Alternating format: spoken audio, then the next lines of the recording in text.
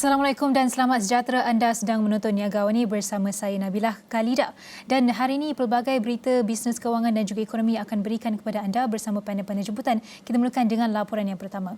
Baik, Jumaat lalu Bank Negara Malaysia mengumumkan keluaran dalam negara kasar atau KDNK bagi suku keempat dan tahun penuh 2022. Banyak angka dan data menarik yang ingin kami kongsikan. Jadi kita bersama dengan Nina Rozman untuk berkongsi data-data tersebut. Silakan Nina. Baik, terima kasih Nabila. Pada minggu lepas, seperti yang kita tahu, iaitu rekod terbaru KDNK 2022 pada suku keempat dan tahun keseluruhannya telah diumumkan pada Jumaat lepas oleh Bank Negara Malaysia.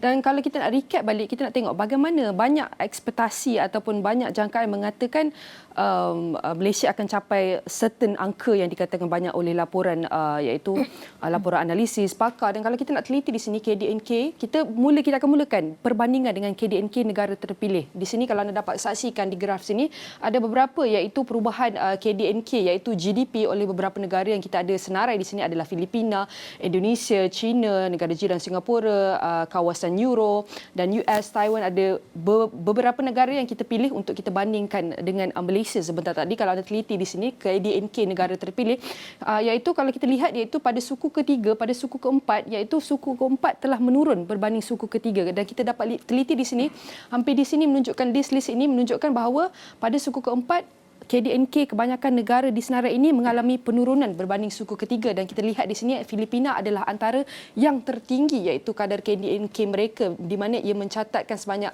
7.2% pada suku keempat iaitu sedikit penurunan berbanding suku ketiga sebanyak 7.6%. Diikuti juga dengan negara Indonesia kedua tertinggi selepas Filipina adalah mencatatkan 5% untuk suku keempat.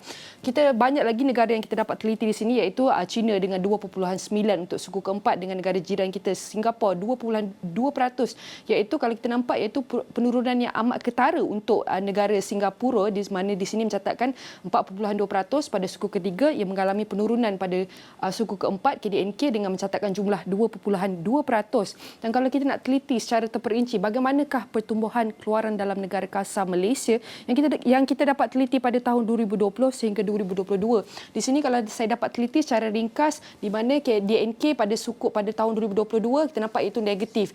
Ini tidak hairan di mana kita mengalami iaitu pandemik COVID-19 manakala ekonomi banyak segala cara terkesan dan menerima impak yang negatif dan kita teliti di sini iaitu suku ketiga KDNK kita mencatatkan antara yang tertinggi berbanding suku-suku yang lain dan juga antara negara ASEAN iaitu sebanyak 14.2% dan pada suku keempat ia telah menurun sebanyak 7% iaitu sedikit rendah berbanding KDNK suku ketiga. Dan kita lihat secara keseluruhan Nabila KDNK tahunan Malaysia kalau kita nak teliti pada tahun 2019 hingga tahun 2022 adalah angka kalau kita teliti 2019 4.4% dan ia menurun pada tahun 2020 apabila negara ekonomi kita mengalami kelemahan iaitu penurunan sebanyak negatif 5.5%. Pada tahun 2021 kita baru masuk fasa pemulihan dan ini adalah KDNK jumlah ia 3.1% untuk tahun 2021 dan pada 2022 kita memberi fokus sepenuhnya kepada pemulihan dan pengembangan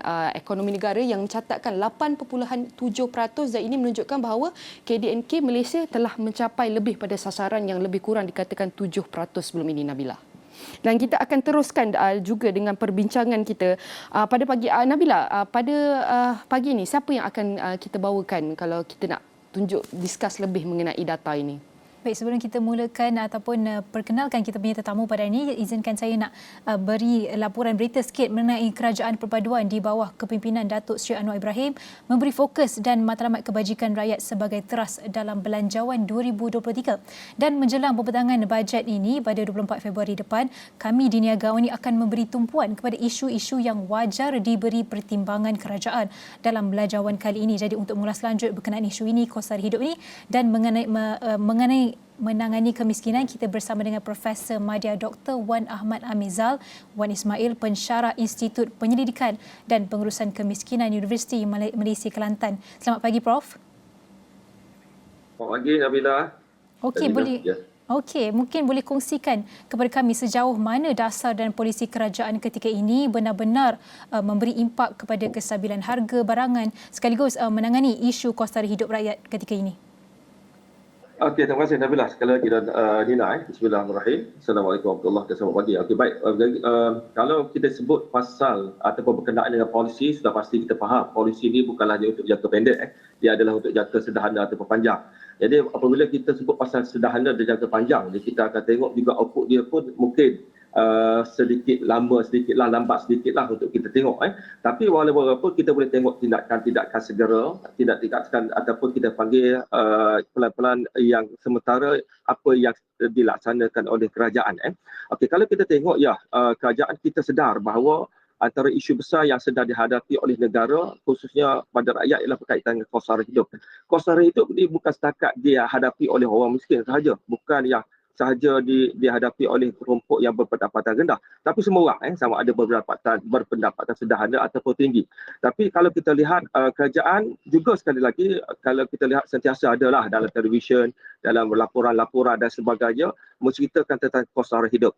Okey, sebelum itu juga saya agak rasa seronok apabila kita ada satu kementerian khas kita panggil sebagai Kementerian Perdagangan Dalam Negeri dan Kos Sara Hidup, yang mana fokusnya adalah khas untuk tengok tentang kos sara hidup rakyat. Tapi walaupun apa, kalau kita tengok sebelum ni, antara isu besar dihadapi rakyat ialah selain pada kos sara hidup, secara indikator yang jelas ialah berkaitan dengan inflasi. Inflasi kalau kita tengok ialah sudah pasti inflasi itu turun naik dan sebagainya. Tapi kita kena ingat inflasi ataupun kos sara hidup ini bukan hanya berkaitan dengan kos makanan sahaja. Kalau kita lihat banyak lagi kos-kos yang lain. Contohnya berkaitan dengan pakaian dan sebagainya, tentang berkaitan dengan pengangkutan, kesihatan dan sebagainya. Walaupun kita faham yang berkaitan yang kesihatan, pengangkutan bukanlah sesuatu perkara yang selalu kita jumpa ataupun kita hadap selalu. Yang selalu kita hadap adalah berkaitan dengan kos makanan ataupun yang berkaitan memang kita kena ada setiap hari, iaitu khusus sekali lagi adalah makanan. Jadi kalau kita lihat kerajaan cuba dah memperkenalkan pelbagai inisiatif. Sebab itu saya kata polisi jangka panjang itu sudah ada, tapi sekarang kita lebih tengok pada inisiatif. Bagaimana kerajaan cuba memperkenalkan ubat sementara kepada rakyat yang terbeban dengan makanan. Contohnya kita faham sekarang kita ada macam-macam ada, contoh menu rahmat dan sebagainya, khas bukan setakat untuk masyarakat umum tapi semua masyarakat. Dan kita faham masyarakat kita sentiasa keluar bekerja. Jadi antara perkara yang mudah untuk mereka ambil untuk kurangkan kos ialah makan di kedai. Walaupun sebenarnya makan di kedai sebenarnya kos lebih tinggi, tapi bergantung pada keadaan lah. Tapi itu salah satu cara kerajaan cuba hadapi berkaitan dengan kos sara hidup. Ini termasuklah kalau kita lihat dengan data-data yang disediakan oleh DOSM, misalnya Department of Statistik Malaysia, melihat keadaan ekonomi kita yang ialah kos sara hidup itu meningkat, dan salah satu cara ialah kita cuba fokus pada perkara-perkara basic asas untuk mengangkat kos pendapatan atau kos sara hidup rakyat. Itu dulu, Nabila. Terima kasih.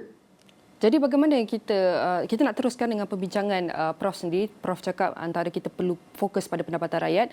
Kita perlu ambil kira juga M selain B40, M40 termasuk juga dengan kelompok usahawan kecil sederhana yang terjejas akibat kos sara hidup yang tinggi. Jadi apakah elemen penting yang boleh kerajaan terapkan agar beri tumpuan kepada mereka melalui, adakah perlu teruskan subsidi pukal ataupun beri fokus kepada gaji minimum? Bagaimana Prof? Okey, terima kasih Nina. Okey, sebenarnya sekali lagi lah, kita bukan hadapi perkara ini kerana kita masuk tahun baru, tidak. Sebenarnya kita dalam bracket mewarisi kesan daripada COVID-19 sebelum ni, yang mana memberi kesan pada semua pihak, sama ada B40 ke, golongan berpendapatan rendah ke, berpendapatan sederhana ke ataupun tinggi, dan khususnya kepada usahawan. Kita faham memang adalah kesan yang kita rasa akibat daripada COVID-19 sebelum ni. Okey, apabila kita sebut pasal kesan, kalau fokus kepada golongan rakyat biasa, kita tengok sudah pasti antara perkara yang mereka nak sangat ialah kurangkan kos sara hidup. Kos sara hidup sekarang ni, macam saya cerita tadi lah, banyak perkara-perkara yang memberi kesan pada kos sara hidup. Contohnya ialah makanan, kehidupan harian dan sebagainya. Jadi salah satu cara sudah pastilah kita lihat dia nak kepada gaji itu sendiri. Gaji sekali lagi kalau kita lihat kerajaan pun memanglah fokus juga kepada gaji minimum.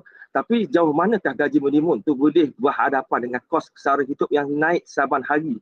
Bukan start minggu tau. Kadang-kadang kalau saya buat kajian sendiri, tim saya buat kajian, kita dapati yang berkaitan dengan pertanian, peternakan, berkaitan dengan usahawan, semuanya kosnya meningkat. Tidak ada yang turun dalam perkataan lain. Jadi antara perkara yang perlu diberi perhatian adalah berkaitan dengan bagaimana nak perangi kos sara hidup yang semakin meningkat. Kalau kita libatkan dengan SME tadi ataupun usahawan kecil dan sederhana, antara perkara adalah dilema yang mereka hadapi ialah kos input pengeluaran mereka.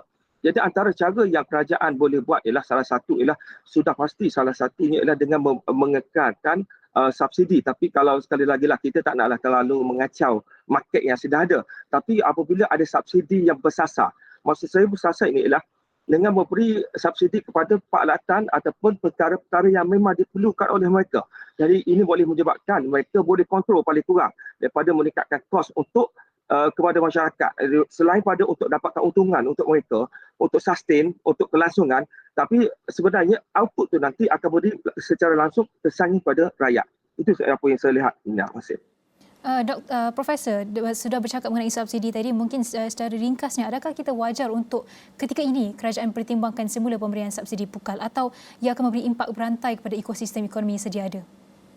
Okey, Nabila. Okey, terima kasih. Kalau kita tengok pada tahun lepas, subsidi kita sahaja hampir 80 bilion dan kebanyakan subsidi kita itu banyak fokus kepada bahan bakar ataupun minyak, petrol dan sebagainya. Dan sudah pasti kalau kita lihat antara kesan langsung kenaikan pada bahan minyak sebelum ni, bahan bakar sebelum ni, sudah pasti beri kesan berantai kepada kos-kos hari hidup yang lain, kos-kos yang lain.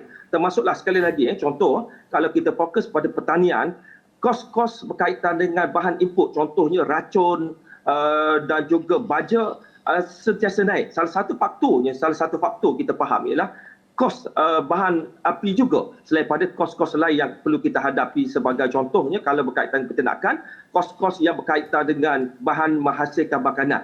Okey, jadi kalau saya sekali lagi lah, memang subsidi itu kita tak boleh lari satu sudut kita kata itu adalah tanggungjawab kerajaan. Tapi dalam masa sama, kita kena sedar bahawa kita tak boleh terlalu bergantung. Tapi dalam masa sama kita tak nak kacau market dan juga yang penting sekali ialah beri kesan limpahan kepada rakyat. Itu kita nak. Kesan limpahan rakyat maksud saya ialah kurangkan kos lah. Itu yang paling penting sekali kembali kepada rakyat. Nabila, terima kasih. Baik, terima kasih diucapkan kepada Profesor Madya Dr. Wan Ahmad Amizal Wan Ismail, Pensyarah Institut Penyelidikan dan Pengurusan Kemiskinan Inspek di Universiti Malaysia Kelantan.